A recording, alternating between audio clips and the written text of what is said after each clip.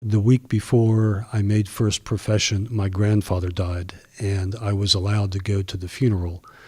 And because I got back late at night, 2 nights before first profession, I gave my list of names to the novice master who took them into the abbot. He came back within about 10 minutes and said, "You're probably the first monk in the history of our Archabbey to receive his name from the abbot in his PJs."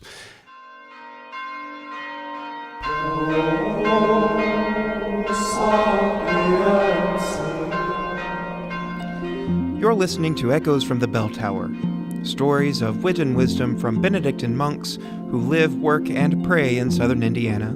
We're your hosts, Brother Joel. And I'm Brother Kolbe. Way back in 2016, when our podcast was just beginning, we created an episode about monastic names. It's actually the 3rd episode we ever released. Recently, an article was written for the On the Hill newsletter about monastic names, and we decided to create a part 2 to that episode from 2016. If you haven't heard our first episode on monastic names, we suggest you go back and give it a listen. It's number 3, titled, "What's Behind a Monk's Name?" in Apple Podcasts or at stmeinrad.edu/echoes. What's behind a monk's name? Well, here's a quick recap. At St. Meinrad, we follow the Swiss tradition of a monk taking a new name at first profession. Other religious orders take a new name when the person enters as a novice, and then other religious orders don't change their name at all. At St. Meinrad, there are a couple of rules about the name a monk can take. The week before the profession, the monk making vows submits 3 names to the abbot. The names have to be based off a saint, either from church history, monastic tradition, or an Old Testament figure. In the monastery, there can only be one person with a name at a time. So until I die or leave the community, I'm the only Brother Kolbe. And I'm the only Brother Joel. After the abbot receives the 3 names, he meets with the monk to discuss the choices. Here's Father Mateo. He made his first profession in August, and is the most recent monk to take a new name. Well, it's very interesting. When I met with the abbot, he says, "Do you have your 3 choices?" And I said, "Here they are. Why don't you tell me about it?" So I was like, okay, I'm holding the paper. I was like, okay, I'm going to tell the story. And it's quite interesting because obviously the only choice that I had that had a story behind it was my first choice, Mateo. So even in the conversation, I could tell that the choice was a little skewed. You know, I was basically begging for Mateo. Father Mateo submitted the names Mateo, Pio, and Quintin to the abbot. Mateo was the only name that had any significance to him. The other 2 were simply names he liked. You'll hear the story behind his name later in this episode. And so Father Abbot, at the end of the meeting, said, "Would you like to have the name Mateo?" And when he asked me that, I was waiting for your name is going to be Mateo. When he asked, "Would you like to have Mateo as your name?" I was like, this gets to be my choice. and so they're like, "Why don't you choose so that I could blame you if I didn't like it?" And I said, "Yes, please." And so that's how I got the name Mateo. After receiving the name, it is then kept a secret until the first profession ceremony, when the monk announces his new name to the community. Abbot Kurt explains. Oh, that's part of the custom of the house. There's always some excitement when a monk is making his first profession, and part of that very human excitement is what's the new name going to be? What are we going to be calling you for the rest of your life? In a certain sense, it's like, wrapping the gift box or so, just getting ready for the celebration, and it heightens the festivities a bit. When I made my profession, everyone was waiting with bated breath to kind of know what my name is. And so nobody except probably the abbot and Brother Martin, who helped me with my vow chart, knew what my name was going to be. And so I milked the moment and slowed down, I, Father, And I could tell the look on everyone's face is like, say it now, Mateo. And as soon as I said, it's like, okay, they moved on. But it was amazing because at the same time that I was saying my new name, I was thinking to myself, I can't believe that's me now, you know. It was just so surreal that from that moment on, that was going to be the name. Now you know how a monk receives his name at St. Meinrad. But why do we take new names? Well, taking a new name is biblical. We see Abram become Abraham, Simon becomes Peter, and Saul becomes Paul.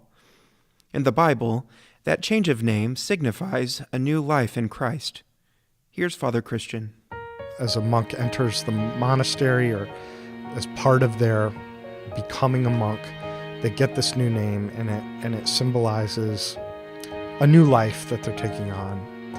And I think it also is reflective of the idea also in the Bible that those names are often connected with missions. And so Peter gets that name as he's getting a kind of calling, not just to know Christ, but to do something for Christ, a new life of service. And with Paul, it's similar. And so with the monk taking a new name, it's both having a new life and a new mission or new vocation. When you enter the monastery, you get a shared identity as a monk. We all wear the same monastic habit, the black clothes you see us wearing, and follow the same daily prayer and work schedule. Since names cannot be repeated, taking a new name gives us a specific identity within the monastic community.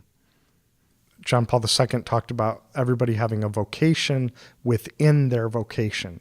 And so we have a common vocation as monks, but then we all have something kind of particular about us that, we really are hoping to strive for and fulfill in our particular sense of identity and mission.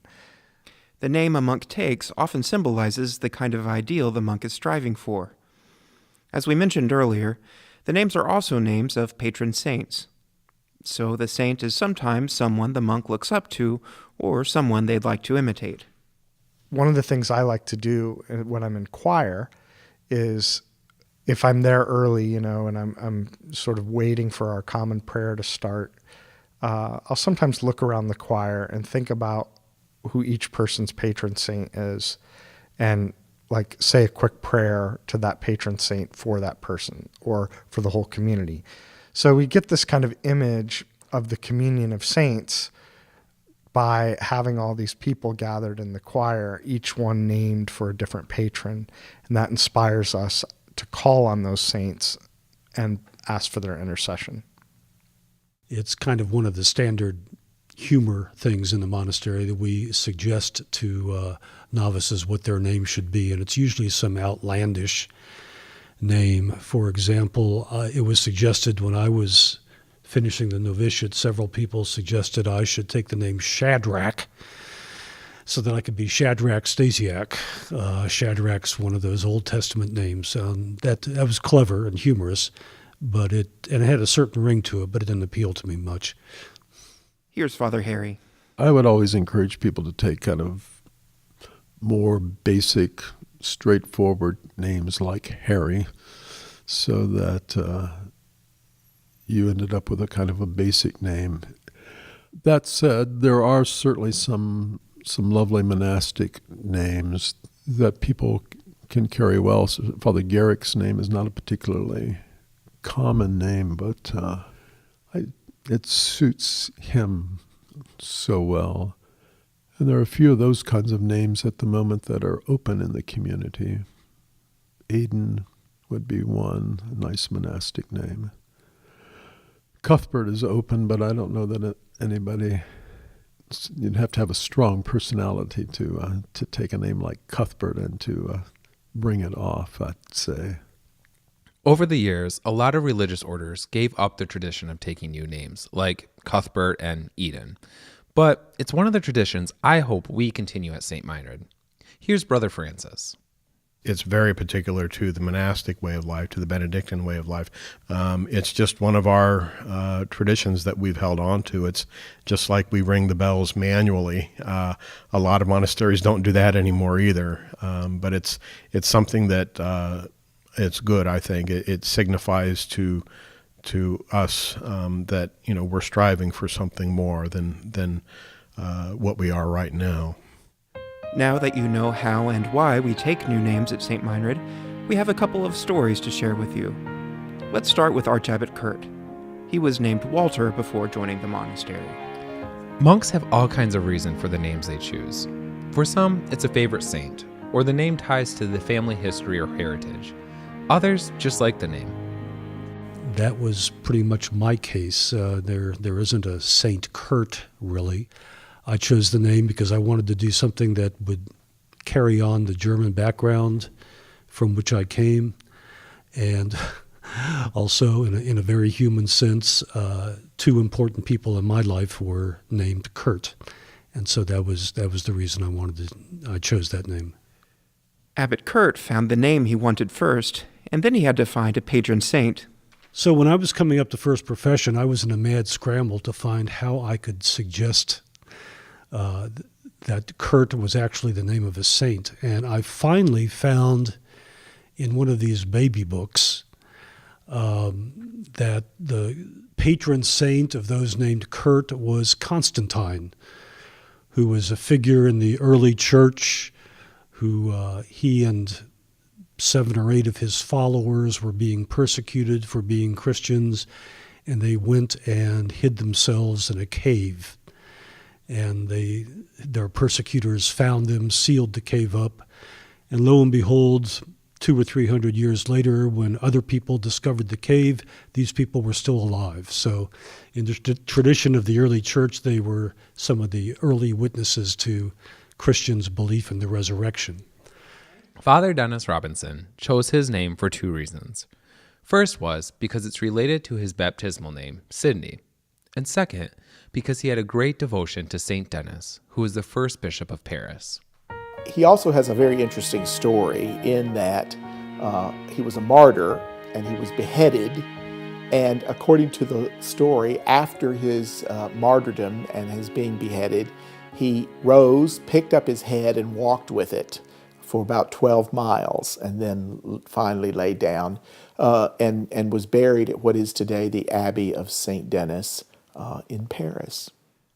Father Denis has visited the Abbey of St. Denis and says over the years the thing he's learned most from his patron saint is perseverance. I mean, anybody that gets beheaded and just picks up his head and keeps going is a kind of patron of perseverance. And if you have a really bad day, I can remember my patron and think, yeah, he had worse days than me probably. And it helps you to keep going. And, it also, even though, of course, it's a very spiritual ideal, it also provides a little bit of comic relief in many ways. And that's another thing I found very helpful in not only my monastic life, but in the world in which we live. If you can't laugh a little bit, you're probably lost. Some monks at St. Meinrad don't change their name at all.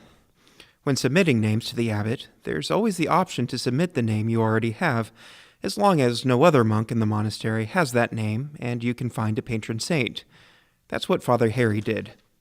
I joined the monastery in 1971, and so during my novitiate year, I thought that I would change my name, and I had kind of picked out Aaron.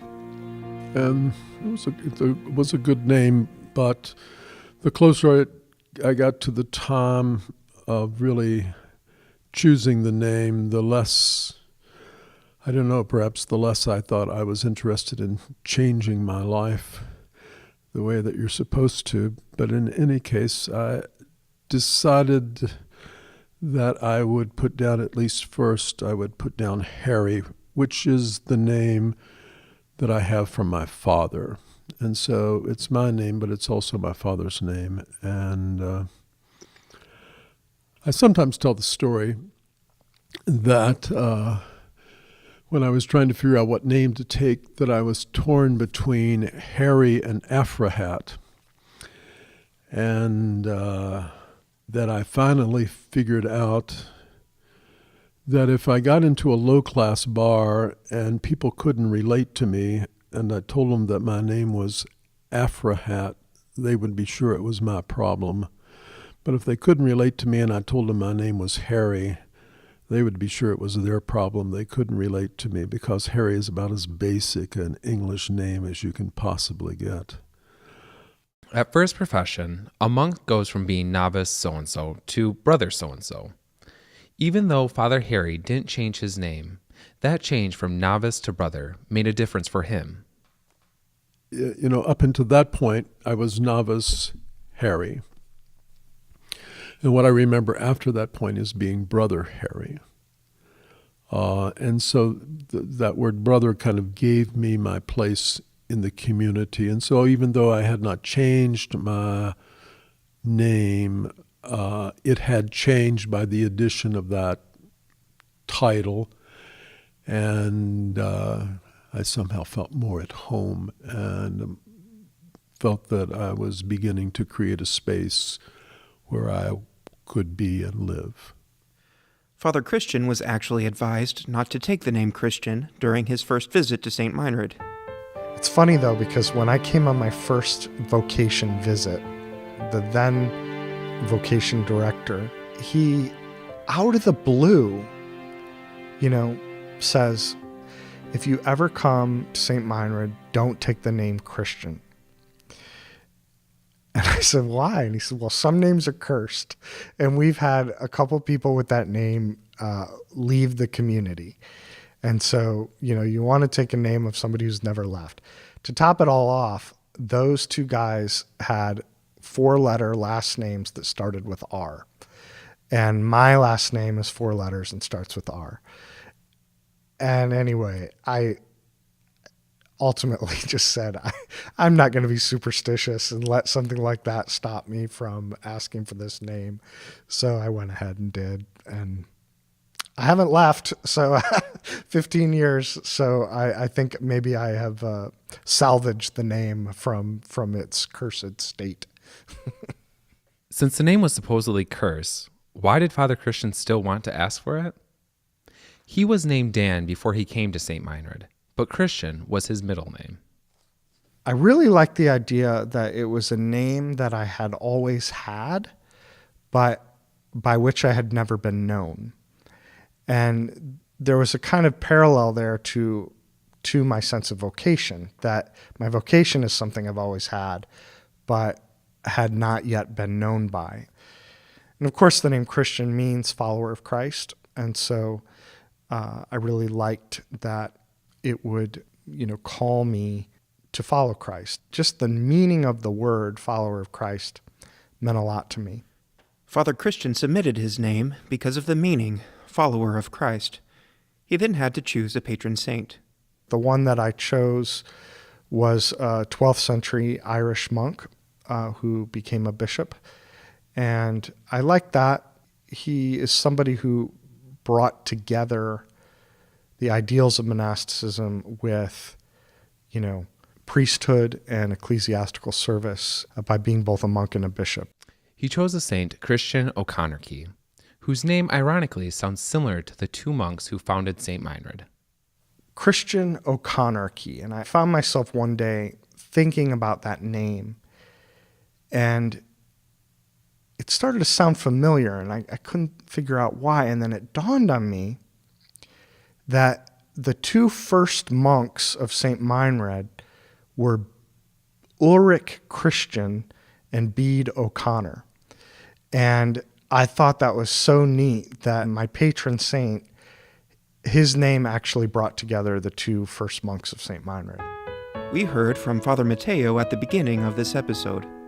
His story is unique because he has had many names throughout his life. He grew up in the Philippines and was baptized Emmanuel. In the Philippines, everyone would have a nickname. And so my nickname growing up, at least in my mother's side of the family, was Noel. But in school, I was always Emmanuel. And, I got tired of being called Emmanuel in school. And so by the time I got to college, I wanted to go by Noel. When Father Mateo came to the United States in 2001, he decided to only go by Noel. That worked out for him until he came to St. Meinrad to study for the priesthood for the Diocese of Lexington. And we have our Father Noel Mueller here in the seminary. And so, to avoid any confusion, I decided to go by Noel so that people would be able to distinguish us. And Noel has a certain kind of je ne sais quoi, a certain kind of pizzazz to it. So I said, I'll go by Noel. So I went by Noel, and even when I was a priest in the Diocese of Lexington for 10 years, people knew me as Father Noel. Our custom at St. Meinrad is that men entering the monastery go by their baptismal name. But when Father Mateo entered the monastery, he was already known at St. Meinrad as Father Noel, spelled Noel. Father Noel actually wanted to keep his name, but Father Noel Mueller already had it. So each night when we have our evening meal, when we have dinner, the reader reads the necrology, a passage from the rule, but he also reads about the saint whose feast we'll be celebrating the next day. Father Mateo is talking about our custom of table reading during supper. Every evening, a monk reads aloud while the community eats. We talk more about this custom in episode 17 of our podcast, titled Word with a capital W. A lot of times we would hear all of these weird names, and when I was a novice, the other junior monks would kind of turn to me and it's like, that's a good name, Eberhard, or something nice like, let's say, Anselm, It's like, And I keep on asking myself, can I see myself as an Anselm? No. Or an Eberhard? Certainly not. And so I was thinking, how do anyone come up with names? In Father Mateo's family, names are not repeated. So he was looking for a name that had never been used in his family. And finally, during his first Christmas Vigil Mass at St. Meinrad, the name Mateo came to him. When Father Mateo was working in a parish for the Diocese of Lexington, his favorite Mass of the year was Christmas Vigil. He really enjoyed the energy of the families and the children. I was feeling kind of parish sick, a little homesick, and I was yearning for that kind of energy that the parish has on Christmas Vigil. And here I was in the Archabbey church, and it's a very different kind of energy. And right there, we were supposed to have the gospel for the Christmas Vigil Mass. And the gospel for the Christmas Vigil Mass is also my favorite gospel. It is the genealogy of Jesus, which, of course, most priests and deacons just hate because it's a list of names that nobody knows how to pronounce. But I've always been fascinated by it, and I just love this reminder of how God has been faithful through every generation. At the Christmas Vigil Mass in the Archabbey Church, we chant the Gospel. That year, Father Jeremy, Father Tobias, and Brother John Mark were proclaiming the Gospel. It was like hearing this Gospel for the first time, and I was mesmerized by it. And I thought to myself, oh my gosh, this is such a gift. My favorite Gospel being proclaimed in this way. And finally, once we got to that pinnacle, that gospel ends with the prophecy from Isaiah. The virgin shall conceive and bear a son and shall name him Emmanuel, which is my baptismal name. And at that moment, a light bulb went on, and I thought to myself, that is the name, not Emmanuel. But basically, since this gospel was from Matthew, I thought Matthew is my name. But I wanted to make it, Philippinize it. Since I'm originally from the Philippines, I wanted to take on the name Mateo. Father Mateo says even though he's been known by different names, he still had to go through the transition of getting used to his new name. Some of the students were calling me, hey, Father Noel. I said, who? That person is dead now. This is the new me. I'm Father Mateo. So it's a very great reminder, really, of the kind of a new life that I have embraced. Every monk has a story behind their monastic name. We hope you enjoyed hearing a couple of them in today's episode. We couldn't fit all of the stories we gathered in this episode, so Father Noel, Brother Francis, Brother Stanley, and Brother Kolbe will tell their stories in a shorter episode set to release next week. Our editor and producer is Krista Hall. This episode came together with the help of Mary Jean Schumacher, Tammy Sheeter, Jim Paquette, Christian Mozek, Brother Joel Blaze, and myself, Brother Kolbe Wolnikowski. Brother Joel wrote and produced the music you heard in this episode. We also want to say thank you to Archabbey Kurt Stasiak, Father Denis Robinson, Father Harry Hagen, Father Christian Rabb, Brother Francis Wagner, Father Noel Mueller, Brother Stanley Wagner, Father Mateo Zamora, and Brother Kolbe for sharing the stories behind your names. We have a couple of pictures in the blog post for the episodes of some of the monks with an item that symbolizes their name or patron saint. There's a picture of me with a Polish coin. You'll have to go check it out and listen to next week's episode to find out why. The web address is stmeinrad.edu/echoes. If you're enjoying our podcast, share it with a friend, and don't forget to check back next week to hear more stories behind our monastic names.